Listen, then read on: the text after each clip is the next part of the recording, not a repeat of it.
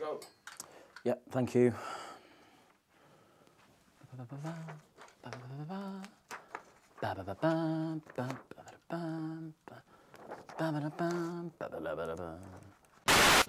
Hello everybody, welcome to the Redmen TV. My name is Ben Kelly. You're watching the Liverpool Development Watch. Another week of loans, under 23s, under 18s and ladies. We're going to start with the loans, and it's been actually a very quiet week on that front. Probably the most important news that you've probably heard by now because it was a week ago, but Shea Ojo for Fulham is back in training after suffering a dislocated shoulder on September the 30th. This is great news. Obviously, he was doing quite well for Fulham until he suffered the injury versus QPR back in September. He tweeted last Monday that he was back in training, and he has been for the entirety of the week. He didn't make the game against Derby County on Saturday, but hopefully be back on the pitch sometime soon. Divock Origi played 15 minutes for Belgium versus Japan in a 1-0 win on Monday. Obviously, that was part of the international break. Coming back to the club stuff, he played 3 minutes for Wolfsburg and a 3-1 win versus Freiburg. That's Ryan Kent's side, and he didn't make the matchday squad, and he hasn't now for the last 3 games. It's quite interesting with Ryan Kent because he was doing quite well. He'd even got a start against Bayern Munich in the Bundesliga, and for the last 3 games he's just been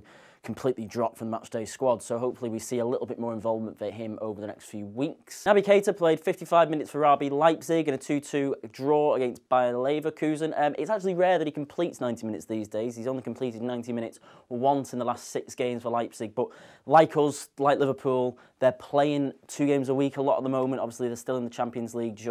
It's looking like they're going to go out of the Champions League, but you know they've been playing cup games as well, German cup games. They want to keep him fresh. He's one of their better players. They want him to be at his best when he's on the pitch. And obviously it's looking like he won't be released in January if you are to believe what RB Leipzig are saying. So in that case, the Keita countdown is well and truly on track. 218 days until Naby Keita signs for Liverpool. How fantastic is that? We're getting closer, ladies and gentlemen. Anyway, that's it on the loan front this week. We'll move on to the youth teams. The under-23s beat Everton under-23s 4-0 at Prenton Park. It was a fantastic performance. I sat and watched 90 minutes of it. It was brilliant. There was a good team performance. There was some outstanding individual performances, particularly from Harry Wilson and Danny Ings. And I actually got the chance to listen to Neil Critchley talk after the game.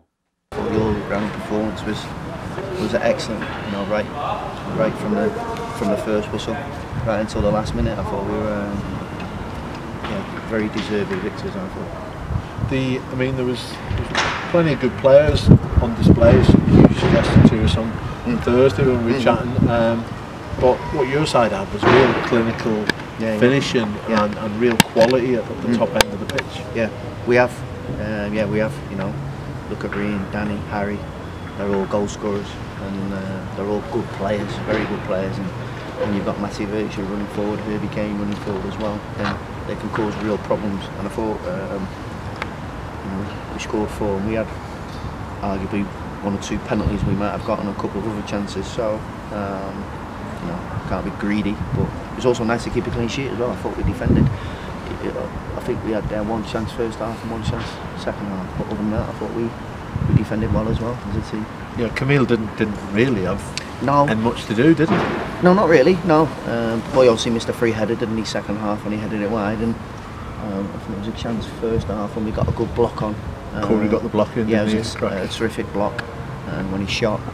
But other than that, Camille's had a relatively quiet night. He had a few crosses, and but he was, you know, his handling, and he had a couple of difficult ones that bounced in front of him, and he looked really assured, I thought. Should give Herbie Kane a mention, Critch, because he's had a difficult, what would you say, 18 months maybe? Certainly a year with injury and everything else, been back a while now, but obviously a good goal and a tremendous assist for a belter from Riot. Yeah, it was an outstanding goal. That was an outstanding team goal. And yeah, Herbie, you're right, he had injury problems last season. I really interrupted the season last year, and then this season he's got good competition in the midfield places, and he's been frustrated not playing, and that's been new for him as well, because he's not used to not playing when he's fit, but he's shown what he's capable of tonight, and what he is a great competitor,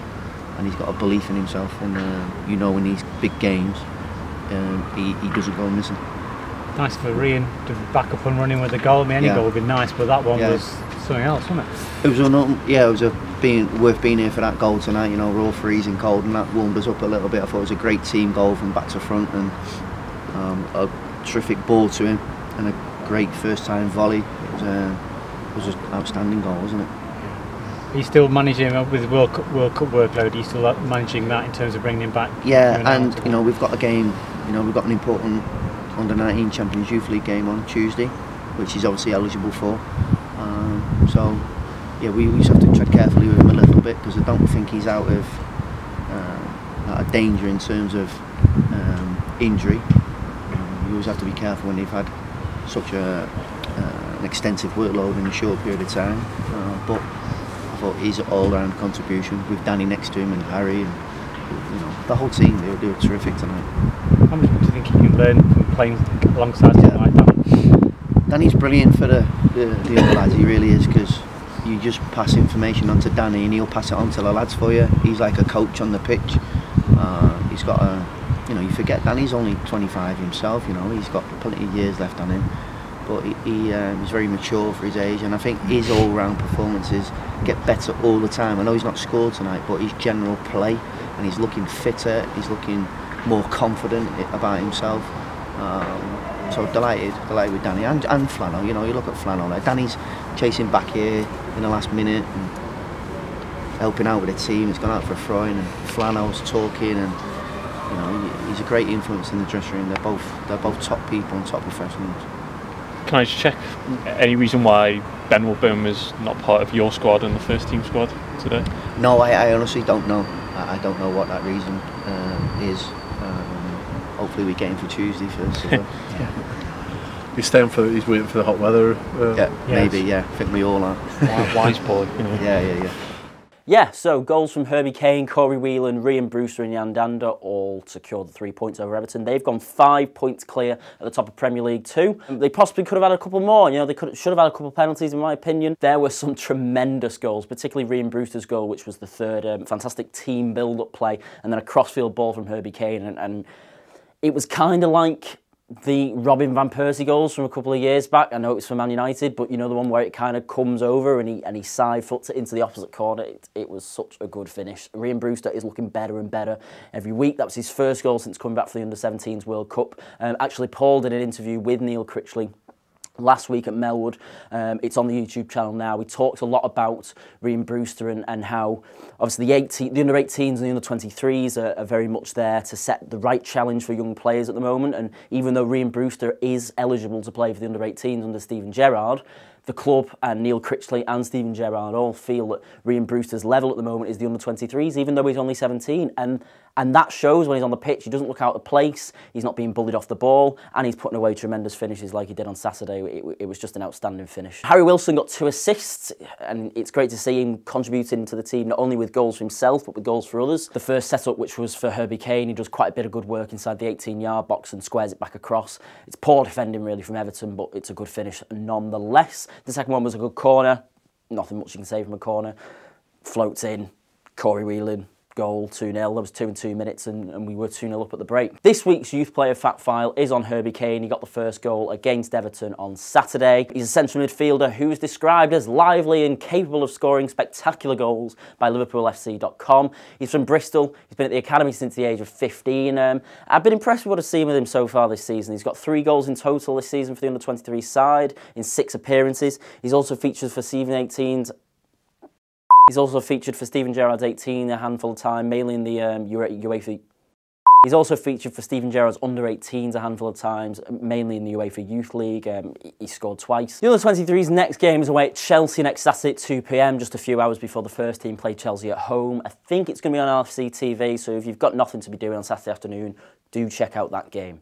The under-18s this week won 5-1 away at Middlesbrough. Curtis Jones scoring twice. He was featured on the show a few weeks ago and he hasn't let me down since. He's been banging in the goals. Rafael Camacho, Liam Miller and Paul Glatzel also all scored in a dominating win away from home for Steven Gerrard's side. I couldn't watch the game, but I've seen the goal, and Gerrard told LFC.com afterwards, "We played some excellent stuff and controlled the game. I'm really proud of them because we were outstanding. We scored 4 excellent goals and we could have scored a few more as well. That should say 5. The lads are in a good place." I took that quote off the website. That isn't me. That isn't a mistake.